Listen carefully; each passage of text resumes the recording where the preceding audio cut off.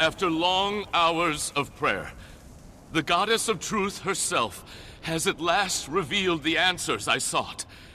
Praise Cormyr. In her name, I will share the reasons behind our god's withdrawal from this world.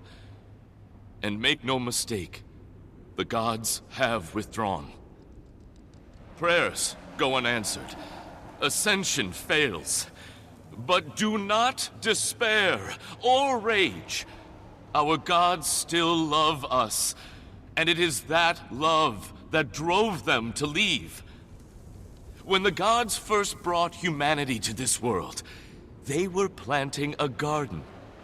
We were the seeds, with Tyria the fertile soil in which we would thrive.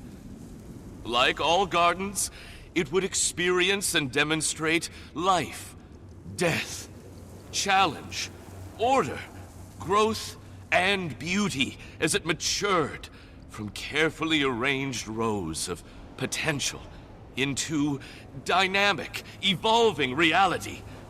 But there was a blight below the soil the gardeners could not prepare for. A predatory threat that would consume both the garden and the nutrients that sustained it. The Elder Dragons. When the dragons rose, the gods realized a terrible truth. Any effort to save the garden would instead destroy it. Or them. If humanity were to endure under their guidance, it could not be here. Reluctantly, the gods withdrew. They had to find new soil to tend, that their faithful might someday see the full, resplendent bloom of this most glorious garden. Praise Cormyr! Those who face eternity easily forget what a lifetime means, what an ending means. You know it doesn't have to be this way. No, Kunavine, it does. They need me.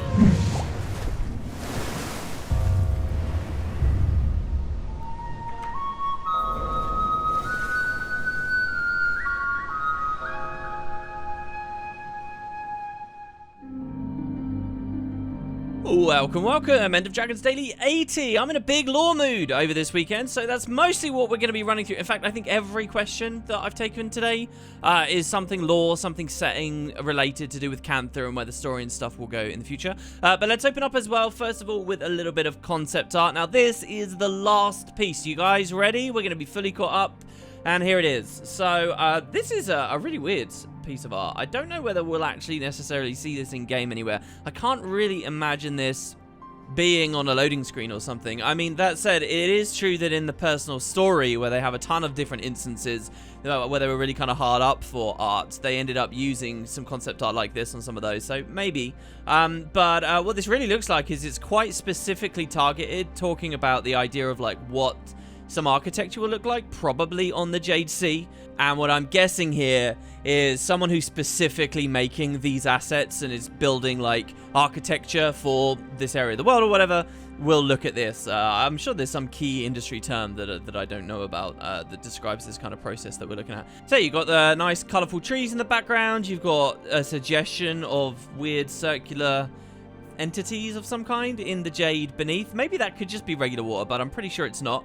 A kind of a multi-layered housing arrangement here, some silhouettes of people. The fish on the roofs is maybe a nice touch. Maybe they're kind of made of jade themselves. Now, what's quite interesting is on the top left, there is a little bit of annotation. And so it says Green Hills on the top layer, houses in the center, and underneath it actually says stilts almost like bamboo forest. I actually have a fairly high confidence level that we really will see something that looks a lot like this when we get in-game. It'll be fun to see where that is precisely if it comes true. And you know what it actually brings me to mind of a little bit as well? When we went to the Sandswept Isles and the Omakhan, do you remember their sort of housing arrangement where they were built up against one of the cliffs? I'm kind of getting some of those vibes. I'm not sure. Don't really have much else to say. I will note, though, on yesterday's concept art as well, where we kind of had the Echo Vald Forest seeming area and it was very gold, somebody quite rightly pointed out that maybe that gold was actually more about amber. And I think you're totally right. I didn't think of that, but kind of the golden orangey hue with the amber, the special magical material associated with that place. Perhaps that's all that they were driving at. And my whole thought about Exalted and Kesho and Hidden Cities and Glint's Legacy as far as that area of the world is concerned, maybe that was completely way off the mark and we don't have to worry about. Well, there you have it, guys. That's all the concept art. Hopefully the devs release something else, though. I don't know whether we'll really get anything tangible for another, like, month and a half or so before their big stream. And, you know, hopefully we get stuff a lot meatier even than just concept art too. Not that it's necessarily bad. You know, the one nice thing I think about the break we just had in End of Dragons Daily is, to me, it's felt like this 3-month wait for the end of July has we've got to press fast forward. Does anyone else feel that a little bit? Like the wait time has somehow diminished. I mean, I'm looking at that and thinking a month and a half, that doesn't feel too bad, you know, 6-7 weeks. I can stick it out for that. In any case, let's run on in with the comments, and please feel free to give me more messages about the concept art or other stuff that maybe we can analyze and look at the beginning. You know, maybe I can start breaking apart the trailer a little bit more if you guys feel that this section of the show is actually worth it and fun. I'm totally open to your concepts. So let's jump in with your comments. Footage of the background, as you've seen, hopefully, is the Blaze Ridge Steps. I'm going back to my map completion with my rev, slowly but surely. Now, the build I'm using is slightly modified now. There was a little bit... Now, I didn't have a video on this, but there was a minor balance patch, very minor, and it did hit the Revenant's trait, Dance of Death. So that's the ridiculously broken Grandmaster that gives you stacks of battle scars whenever you apply vulnerability. And to me, it's still really, really, really strong. They reduce like the healing side of it, not even the damage side of it, in PvE by 1/3, which is just such a tiny amount. But nonetheless, I took the opportunity to change it up a bit. So I'm actually running a quickness variant now, and I've put on Diabolic Inferno as well as far as my corruption stuff. So you'll be seeing those like little explosions of burning and stuff. It doesn't really do much damage, but it's more visual noise, and that's fun, right, guys? First comment here is from Banjo. I almost don't want to show this, because I feel a bit weird about it, but it's really interesting trivia, and since I know it now, I kind of want you guys to know it too. So a bit of background: during the Icebrood Saga, a new writer, member of the narrative team, got hired on at ArenaNet. They're called Quan Peng. Hopefully I'm saying their name right. They wrote some of the voiceover dialogue for Snargle Goldclaw, you know, when you meet them in Eye of the North, which are actually pretty funny conversations. They, Wiki says, helped characterize members of the Steel Warband, but they've been on End of Dragons. They are an End of Dragons writer, okay? Banjo says, another one about E, as we were discussing before. Quan Peng put on Twitter, and now they quote, Metroid Dread. So Metroid Dread is an upcoming Metroid game. It's literally coming out this October, I think. I haven't really been following it in any way. But they say Metroid Dread shows us that us developers yearn to wrap up loose narrative threads no matter how long it takes. In other words, one day we'll find out who E is in hashtag Guild Wars 2, I'm sure. So, I mean, maybe you guys can fill me in on the comments. Was this loose narrative thread in the Metroid franchise that they're getting to only now in Dread? I mean, obviously, Metroid is a very, very long-running series, so who knows how early on that whatever they're now dealing with was originally set up. But yeah, so this shows they have ambition to talk about E, at the very least, which is very cool.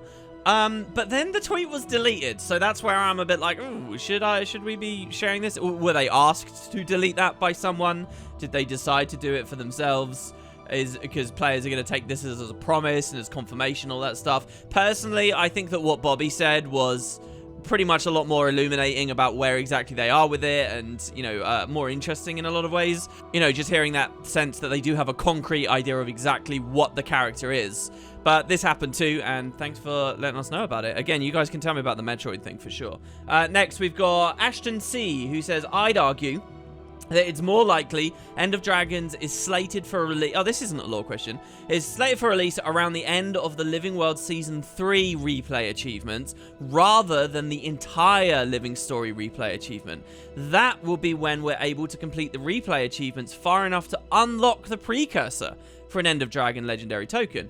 Which seems odd if we're then supposed to wait a few more months for the Living Story Season 4 and the Icebrood Saga replay achievements to be released. That would place End of Dragons release sometime in August and near the game's anniversary, which seems like something ArenaNet would do. The turnaround time from the July feature announcement to an August release would also line up with what they did with POF ...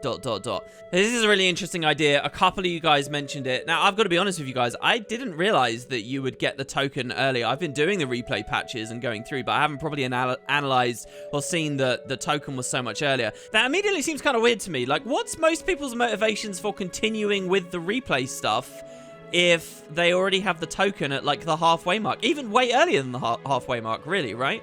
But I think what you're saying sounds very plausible. It is very kind of ArenaNet to release maybe around their anniversary.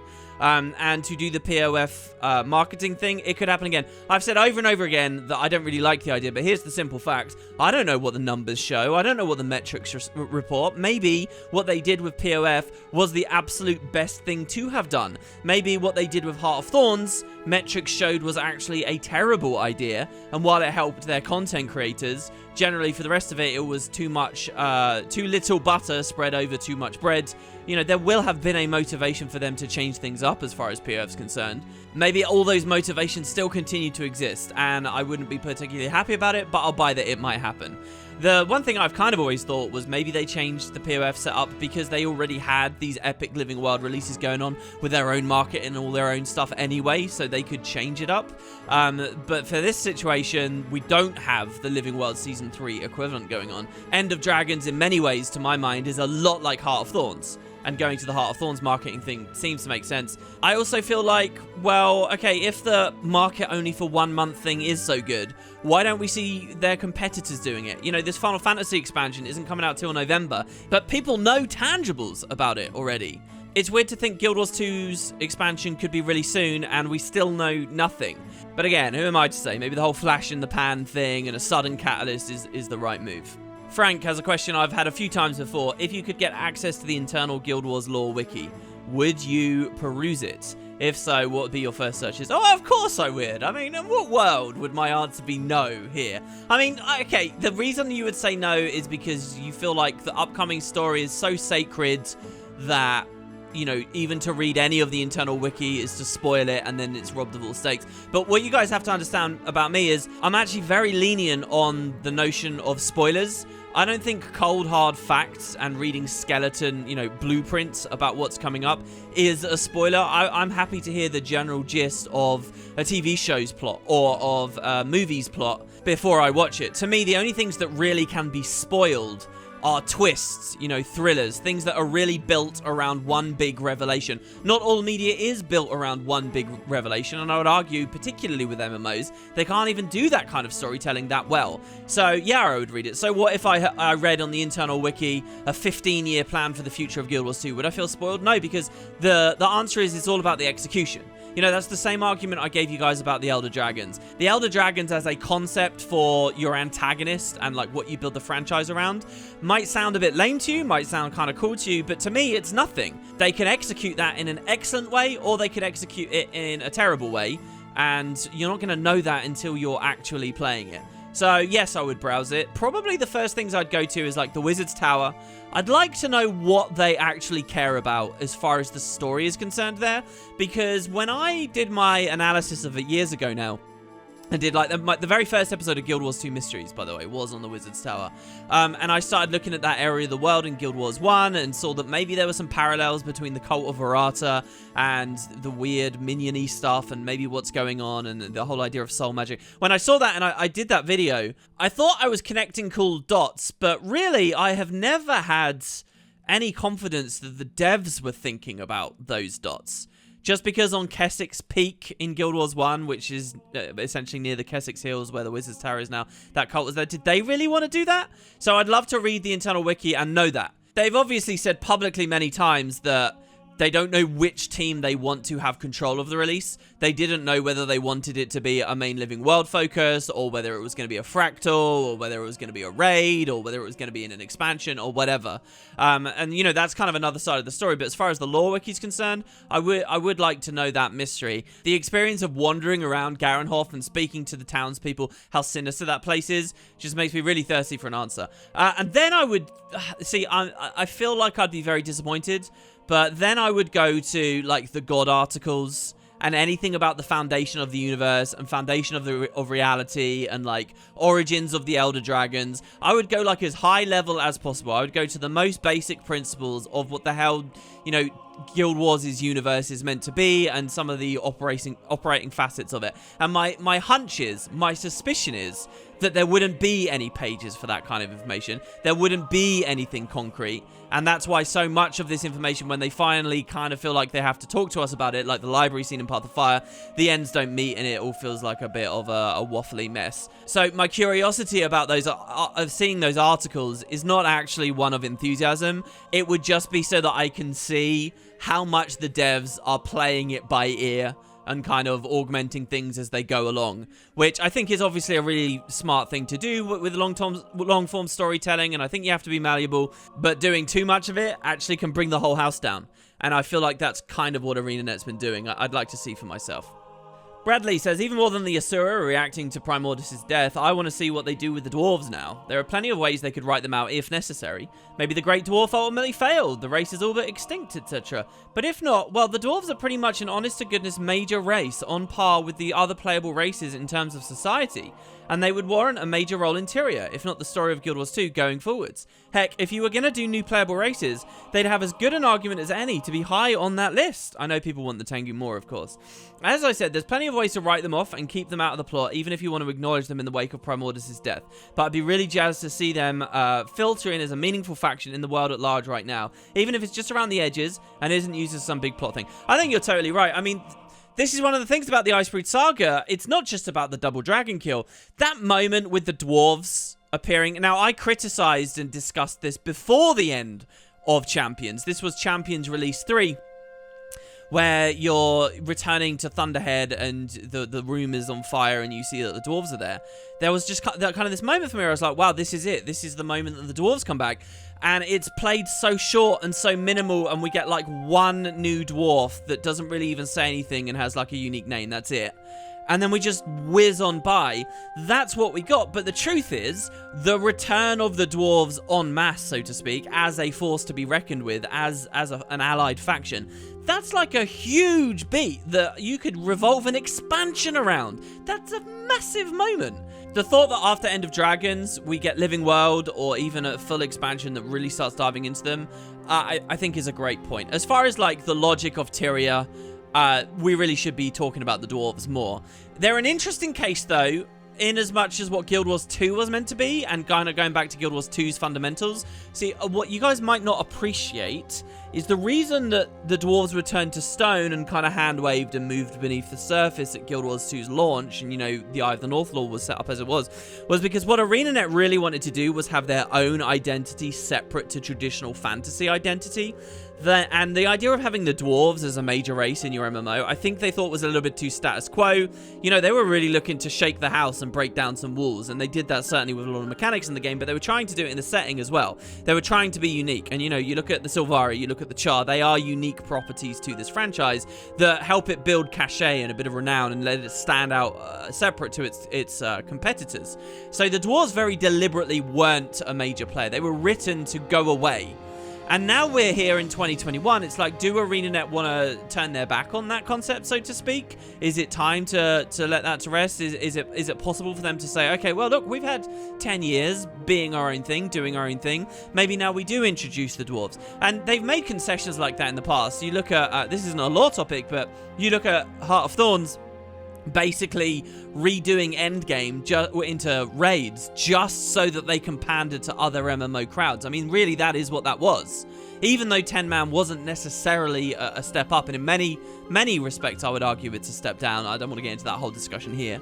But that's an example of them saying, well, look, we stepped away from something. Now we want to appeal to other MMO users. This could be a similar situation, where it's like, well, people know what dwarves are. A Guild Wars 2 expansion adds dwarves as a playable race. That will instantly click with people, and maybe there's some strength in that. So I would argue that, yes, we can restore the dwarves, bring them back. You know, it's been 10 years, but maybe ArenaNet will say, no, we want our fantasy to feel as separate and as distinct as possible, and you won't get this. The truth is that that's not why they're so minimally focused on in Champions. They're minimally focused on Champions because of budget issues and because they were rushing through stories way too big for what they should have been doing. And we all know that. It's been said many times over the past month or so.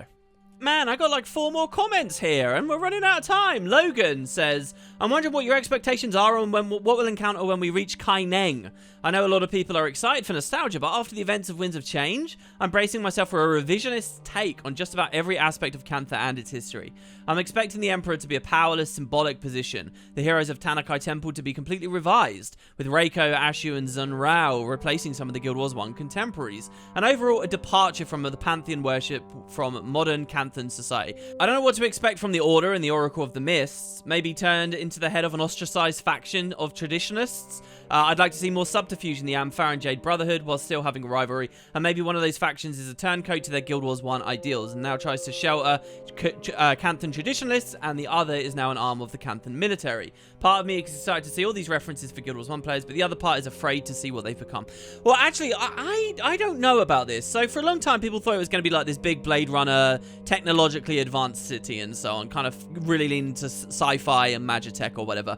I don't know whether they'll do that. I actually would argue there's a lot of reason to keep things in Cantha feeling more like they were 250 years ago than changed.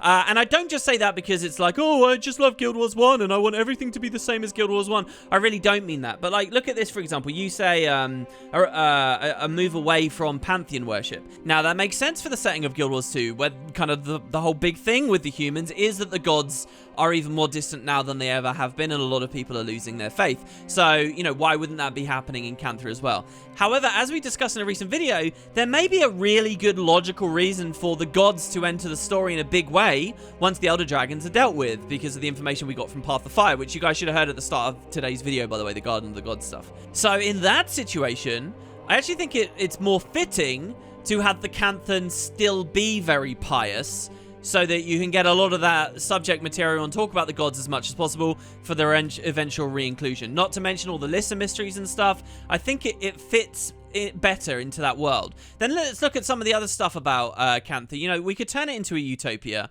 but these ideas of overcrowding and vigilantes on the streets like the Amphar and the Jade Brotherhood, and the destruction of the environment and pollution, we get a little bit with the Char, but a lot of those, especially like the overcrowding stuff, Guild Wars hasn't talked about. They're still valid, interesting themes even today, so I think they can totally stick with them. Yeah, things will change, and I've argued before, like maybe you say that the Kurziks are just straight up gone at this point, or the Luxons are straight up gone. I do think you have some big departures, but in general, I think that there's still a lot of really valid stuff to get out of Cantha, not just because it's Guild Wars 1 nostalgia, but because it stands on its own as something Guild Wars 2 hasn't talked to us much about yet. Another thing I'd look out for, by the way, is this whole thing about like those female royalty that ran away and wanted to resist the patriarchy.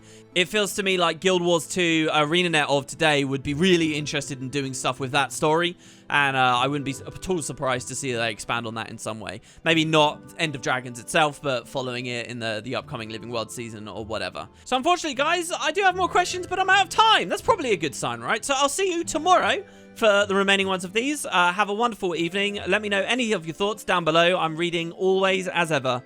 And take it easy, guys. See you next time.